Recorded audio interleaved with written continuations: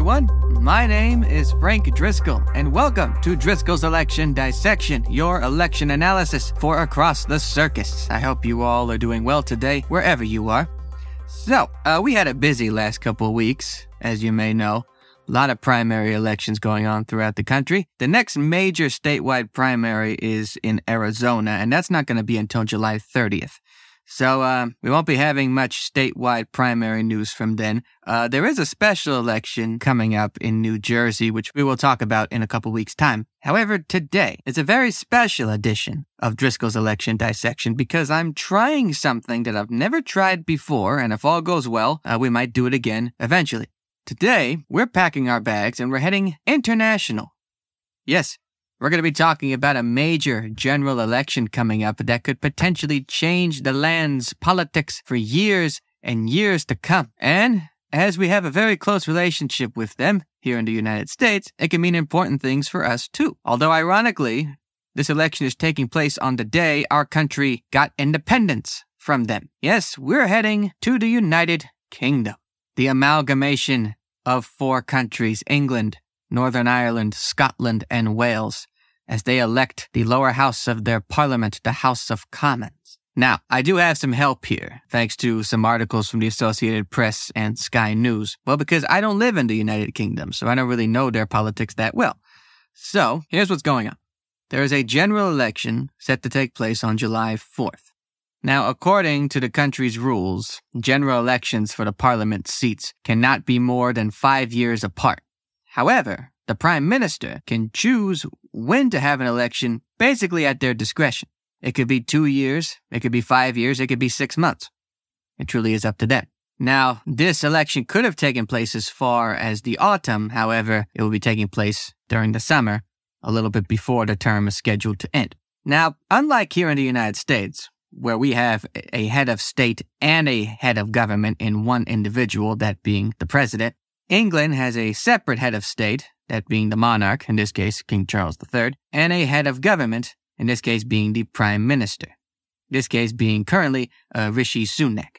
So there are 650 seats in the House of Commons, or as they like to call them, constituencies.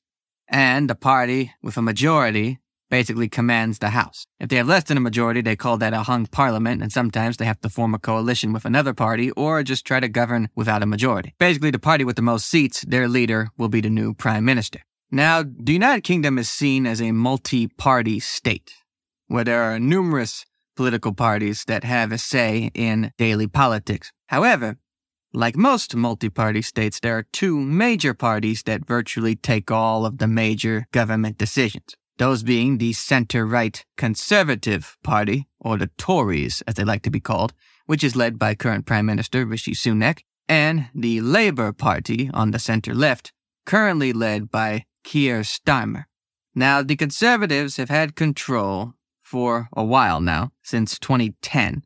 In the last election, back in 2019, they expanded their majority by a good chunk. Now, a lot has happened since the last election, including the United Kingdom's exit from the European Union, a global crisis in COVID-19, and the passing of Queen Elizabeth II, and the start of the reign of King Charles III. Now, Boris Johnson was the prime minister at the time of the 2019 election. Since then, he resigned and was replaced by Liz Truss, and after a month and a half, she resigned and was replaced by Rishi Sunak. So yes, a lot has happened. But let's get to the basics real. There are 650 seats in the House.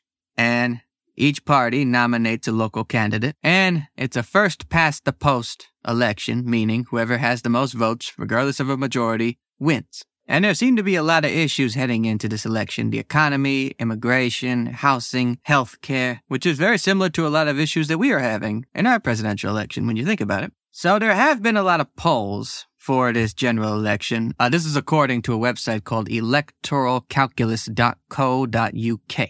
So at the time of the last general election, the Conservative Party won 376 seats. And the Labour Party won 197 seats. And they've been taking polls and putting them together and making a prediction. And according to this, just a couple days before the election, the website Electoral Calculus predicts that the Labour Party will win 465 seats and the Conservative Party will win 65 seats. And that does include a major third party known as the Liberal Democrats, winning 71 seats, more than the Conservative Party. There are a few other small parties here. The Reform Party, which was made from some ex-conservatives, have 6 seats.